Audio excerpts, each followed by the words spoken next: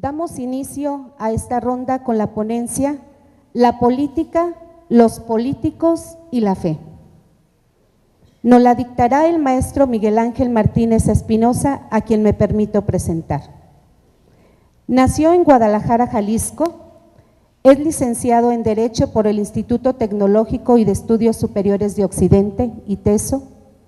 Cuenta con una sobresaliente trayectoria profesional en los ámbitos públicos y privados, director de Investigación Jurídica y Legislativa del Congreso de Jalisco de 1995 a 1997, diputado y coordinador parlamentario del Partido Acción Nacional en Jalisco de 1998 a 2001, regidor del Ayuntamiento de Guadalajara del 2001 al 2003, coordinador general de la Secretaría de Educación Jalisco del 2004 al 2005, secretario de Educación del Estado de Jalisco del 2005 al 2010, en que fue nombrado subsecretario de Educación Media Superior por el secretario de Educación Pública, maestro Alonso Lujambio Irazábal. Ha participado como ponente y conferencista en distintos foros en materia educativa y legislativa. Es maestro en Planificación e Innovación Educativa en la Universidad Alcalá de Henares, en España, y candidato a doctor en la misma universidad. Ahora atiende su despacho de asesoría legal y educativa. Escuchémosle. Gracias. Gracias. Muy buenas tardes. Quiero en primer lugar agradecer a la sección diocesana de catequesis por esta oportunidad de compartir con ustedes algunas reflexiones en voz alta sobre temas que para mí constituyen preocupaciones esenciales que tienen que ver, pues, en buena medida con mi propia experiencia de vida y con mi propio recorrido.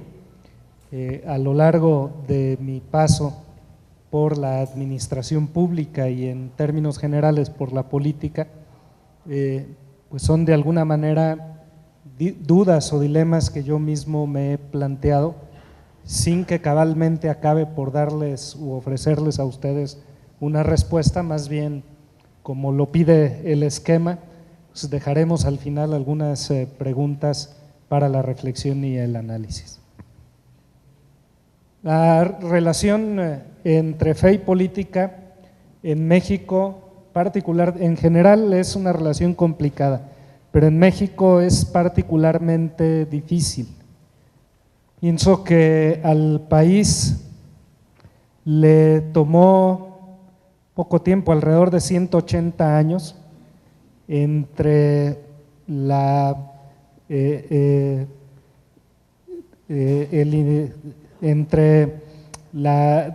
grito de Dolores y las reformas a la Constitución de los años 90 para más o menos plantear en términos civilizados un esquema de relación entre la Iglesia y el Estado. Pero 180 años son muchos años en los que en diferentes tonos y con diferentes dificultades la relación entre la Iglesia y el Estado se ha venido planteando, o la relación entre la Iglesia y el Estado se ha venido evitando o ha venido siendo motivo de confrontación. Desde la simple incomunicación entre las dos esferas hasta el enfrentamiento cruento de la cristiada de los años 20, 26, 29 y la segunda al principio de los 30, con múltiples episodios de violencia de uno y de otro lado, se han dejado secuelas para el país que marcan la dificultad de trato de estas dos realidades.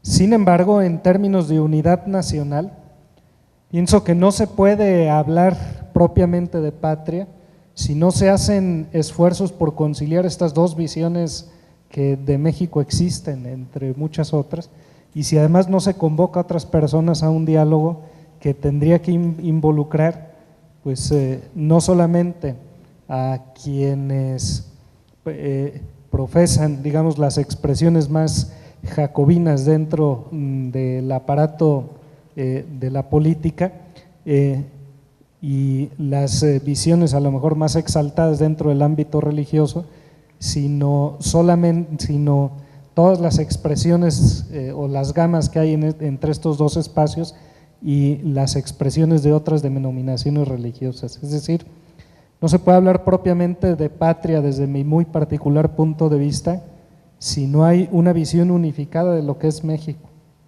Y esta no se puede construir cuando el país se construye como en dos carriles diferentes.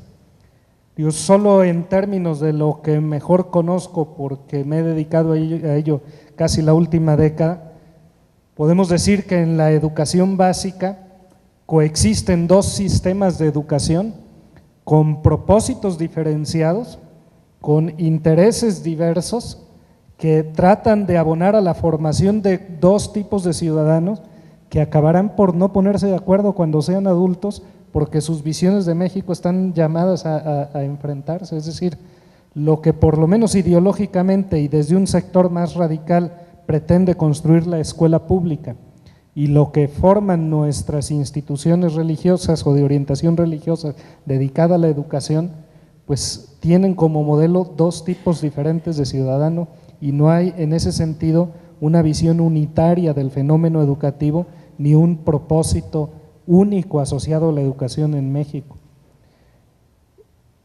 Como en la educación, en muchos otros rubros de la vida social, habría que buscar puntos de confluencia y de conciliación y de diálogo para poder hablar con propiedad de esfuerzos auténticamente nacionales de construcción auténticamente de patria.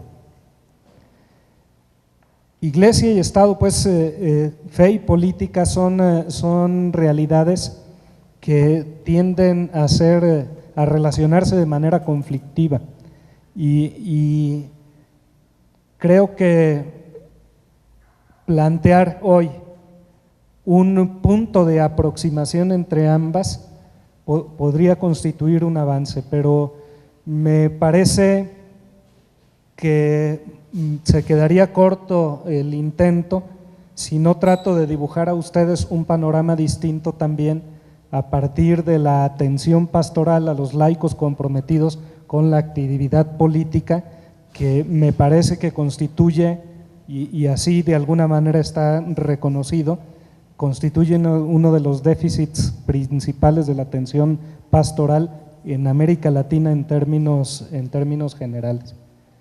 Es decir, la Iglesia que invita a los católicos que tienen vocación por la política, que los mueve a participar en ella, luego los desatiende pastoralmente, esa es mi apreciación personal, desde luego discutible, aquí cualquiera podría cuestionarla, luego los desatiende pastoralmente y las personas que se dedican a esta actividad se encuentran permanentemente en un punto de quiebre, enfrentando casi de manera permanente verdaderos dilemas morales de los que yo les podría platicar muchos.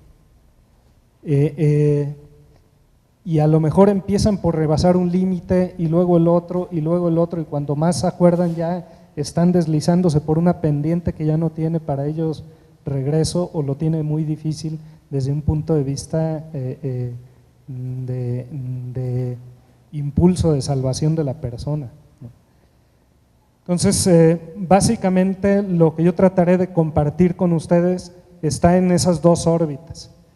Un ámbito que se refiere a la política en términos generales y un ámbito que se refiere a los políticos en términos muy particulares y la preparación y la atención de vida. Son esos dos ámbitos, pues. ¿Qué papel o cómo debe construirse una sana relación entre fe y política en un término macro, en un nivel macro, y cómo debe construirse una atención pastoral a las personas dedicadas a la política en un terreno ya muy particular, la atención de la persona dedicada a la política en cuanto a persona, que también debe recorrer un itinerario de salvación, ¿no? Pienso que entre tantas dificultades de entendimiento entre la Iglesia y el Estado mexicano, la fe y la política, entre tantos momentos de ensayo y error, me parece que el Evangelii Gaudium nos ofrece un punto de partida para construir una solución. Porque Evangelii Gaudium con mucha claridad define que entre la idea y la realidad hay un primado de la realidad sobre la idea. Es decir, el punto de partida para referirse a realidades concretas o a situaciones concretas no es la idea o la ideología, sino es la realidad misma que espera por su propia transformación. Y esa realidad, así como está descrita bien en Evangelii Gaudium, es compleja y tiene un catálogo inmenso de personas que están excluidas de la posibilidad de realizar eficazmente su destino, de realizarse humanamente. En México particularmente nuestro catálogo es muy doloroso de asumir, pues si no vemos familias completas en los cruceros de nuestra ciudad de Guadalajara, viviendo de limosna y al margen del sistema de educación o del progreso en términos amplios, si no es un verdadero drama tener un país dividido entre las personas que viven al margen de la ley, que no son tan poquitas, porque habida cuenta del número de personas que han muerto o han desaparecido producto de la violencia y en buena medida porque se dedican a estas actividades, y la presencia cada vez más cercana a nosotros del fenómeno criminal, pues nos dice que hay en ese ámbito dos Méxicos, uno que vive digamos a la luz o trata de vivir a la luz, y otro que vive ahí entre los callejones y en la oscuridad, pero que ese otro México no está hecho de seres que pueden desaparecer sin que nada pase, porque aquí basta con decir que los que encontraron en una narcofosa eran narcos para que ya todo el mundo se olvide de ellos. Sin embargo, se nos olvida que también son personas y que son de alguna manera excluidos del propio sistema o de la propia vida social ordinaria y del propio proyecto de salvación que la Iglesia enarbola. Los desempleados, los jóvenes sin expectativas de futuro, las familias rotas. Me asombra el saber que el Hogar Cabañas tiene o tenía, el último dato que conocí, cerca de 500 niños, y que hay muchísimas más casas hogar por el estilo, y que la mayor parte de los niños que están en esas casas pues no son niños que sean propiamente huérfanos, sino son niños que provienen de familias que por alguna razón se han roto y que son víctimas de abuso y de violencia. Es decir, simplemente en términos de hacer un inventario doloroso de problemas y de realidades que nos debieran tener a todos nosotros permanentemente preocupados, pues el catálogo es muy grande. Y es ese principio, el del primado de la realidad sobre la idea, el que permite en medio de una sobreabundancia de discusiones en términos ideológicos, proponer un punto de solución. No discutamos en términos de ideología, sino en términos de realidad, cómo se recomponen esas situaciones, cómo nos acercamos a los excluidos, cómo vamos resolviendo progresivamente sus problemas. Creo que esta es la manera que se tiene, y como no solamente para efectos pastorales, sino también es la manera que debería, o la herramienta que debería tener la política para enfrentar sus propios desafíos y resolver los problemas. Es decir, primemos la realidad dolorosa de nuestra patria y busquemos evitar el dolor humano de las personas que por el egoísmo, por la soberbia, por la avaricia, por cualquier causa, pues están socialmente excluidos. Me parece pues que aquí hay un punto de salida en el que debiéramos ahondar más y sobre el que debiéramos construir más. En la medida en que las posiciones de un lado y de otro se carguen hacia los extremos de la ideología, en esa medida van a crecer las incomprensiones entre estos dos Méxicos que crecen como en paralelo. De allí que el Papa Francisco también diga como lo hizo en alguna entrevista, pues que siendo muy importantes algunos temas de moral sexual y sin negar las definiciones que la Iglesia ha construido sobre esos capítulos, hay que ponerlos un poco sotto voce, pues no lo dicen esos términos, pero a eso equivale, y darle relevancia a otros elementos que debieran merecer mayor atención y que además son un punto de comunicación o pueden constituirse en un punto de comunicación entre instancias que no dialogan en este momento o no lo hacen bien o no lo hacen públicamente por lo menos, ¿no?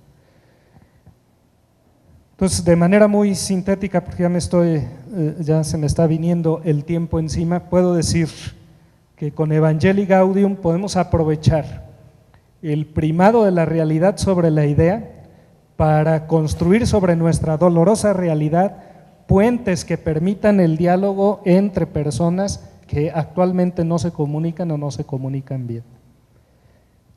Y este diálogo tendría que ir ensanchando sus vías, sus caminos, construyendo agendas cada vez más amplias sobre un cada vez mayor número de temas, reconociendo los límites que tiene cada instancia, los límites autoimpuestos por la propia Iglesia, que se niega con toda razón a hacer política de partido, pero que pide continuar orientando en términos de bien común las grandes definiciones de la política, y los límites del Estado laico al involucrarse desde el otro ángulo con temas que involucren la libertad de conciencia. Estado laico entendido como Estado que respeta las convicciones fundamentales de las personas. Entonces, aprovechar el primado de la realidad, sobre ese tender puentes y sobre esos puentes ir ensanchando las vías de comunicación a cada vez mayor número de temas, de manera que la agenda de los excluidos cobre relevancia y atendamos no solo pastoralmente, sino también en términos humanos también, que tienen que ser en buena medida políticos, la resolución de los problemas de los excluidos. Sobre este tema quiero dar dos apuntes nada más para pasar al otro que me interesa también abordar. Me parece que en este tema de construir puentes de comunicación y de diálogo entre fe y política, tienen un papel fundamental nuestras universidades y los institutos de laicos. Me parece que las universidades no deben autoconfinarse a la tarea muy importante, que no debe abandonarse, pero que no debe constituir su único propósito, la tarea de formar personas. Las universidades son para formar personas, pero también son para expresión de pensamiento y para abrir canales de diálogo y de comunicación para encontrar soluciones a los problemas de las personas, más allá de la formación inmediata de los alumnos. Creo que en las universidades de inspiración católica o definidas como católicas, debemos encontrar un núcleo que se preocupe cada vez más por ahondar en temas de diálogo que permitan solución de problemas y de intervenir también en términos de agenda de cultura, por ejemplo, proponiendo desde una antropología cristiana pues el punto de vista de quienes tenemos una fe religiosa, ¿no? Y el otro tema que para mí constituye una dificultad que debe enfrentarse es la lógica de la organización de nuestras arquidiócesis. La de Guadalajara no es excepción en esto. Nuestras diócesis y arquidiócesis están construidas con visión de parroquia y es lógico que así ocurra, y hacen bien su trabajo y distribuyen bien las tareas y cubren todo el territorio de las diócesis y de las arquidiócesis. Pero hay temas que les superan a la visión parroquial y que la iglesia, en términos, la iglesia estructura, la iglesia jerarquía, no atiende de manera adecuada. Pienso, por ejemplo, en una buena pastoral dedicada a los educadores, que ahora se sienten de alguna manera excluidos o lastimados por la manera en que se les presenta como los grandes villanos de la película educativa, ¿no? O los comunicadores o los políticos. ¿Cómo construir agendas sobre sectores que no se agrupan por parroquia y que actualmente se sienten desatendidos por la tarea eclesial? Queda finalmente solo como interrogante, pero me parece que hay necesidad de superar una visión que podríamos decir parroquial. Precipito rapidísimamente una conclusión. En términos, en el segundo apartado que quería abordar con más extensión y que no voy a poderlo hacer, solamente 2 apuntes. Hay que preocuparse por los políticos. Ese deseo del Papa de tener con políticos de cierto perfil debe corresponderse con la formación de personas que tengan esas cualidades, ¿no? Hay una definición muy completa del padre Arrupe sobre lo que debe ser sobre los políticos, ¿no? Que me parece que podría constituirse como en el perfil deseable en un tema de formación de personas dedicadas a la política, ¿no?